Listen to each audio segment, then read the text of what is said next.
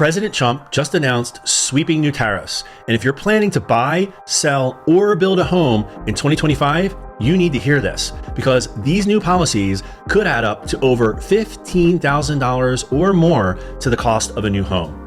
And that's on top of inflation and high interest rates. Let's break down what's really going on and what it means for the future of housing in America. Welcome to our deep dive into how recent policies from the Trump administration, specifically tariffs and executive orders, are shaping the U.S. housing market. We'll explore how these actions are affecting home prices and affordability and what it means for buyers, builders, and investors. Back in January 2025, President Trump signed an executive order aimed at reducing housing costs and expanding housing supply.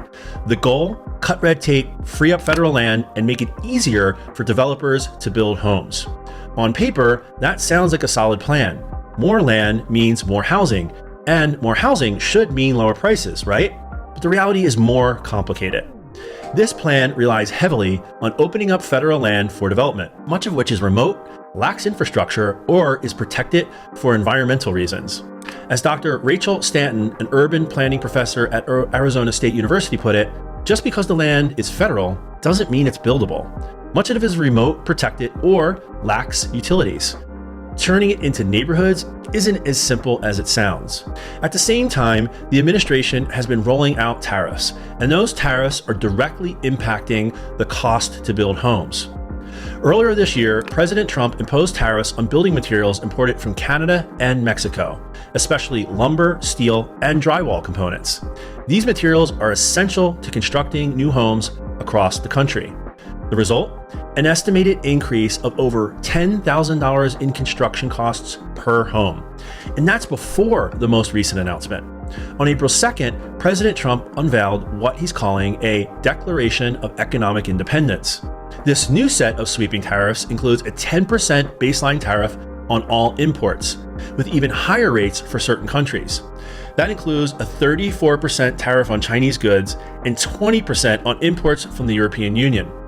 While some U.S. trading partners like Canada and Mexico remain exempt from the newest round for now, builders are already bracing for broader supply chain inflation. The construction industry relies on a global network of suppliers for fasteners, fixtures, tile, engineered wood, appliances, and more. When those import costs rise, home builders pay more, and they almost always pass those costs along to you, the buyers. Since December 2020, building material costs have already surged 34%. Now, with this new tariff wave, industry experts warn that costs could climb even higher.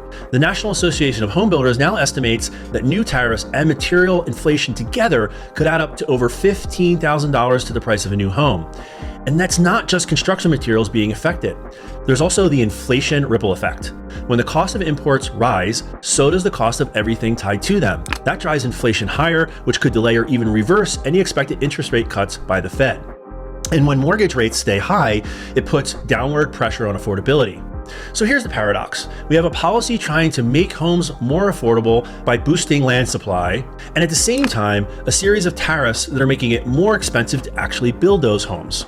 It's like trying to open the front door while locking the back door. And this is hitting homebuyers where it hurts. Take Amanda and Josh from Denver.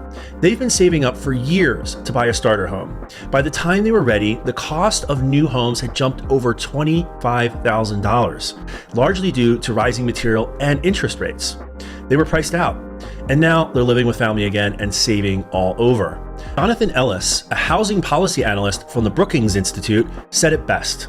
Housing affordability isn't just about land. It's about labor, materials, interest rates, and policy alignment.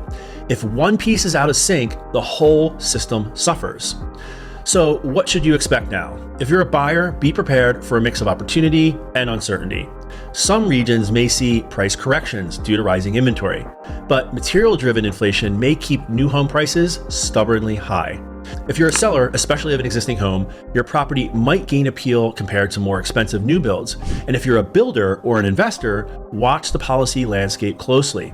This is a moment when trade policy, monetary policy, and housing policy are colliding in ways we haven't seen in over a decade, and the results are unpredictable. Bottom line, policies like these don't exist in a vacuum. They impact supply chains, construction costs, home prices, and interest rates, all at the same time. And that's why staying informed is so important. Whether you're buying, selling, or investing, understanding the full picture will help you make smarter decisions in a volatile market. Thanks for watching. If you found this helpful, hit that like button, subscribe for more real estate insights. Until then, happy house hunting.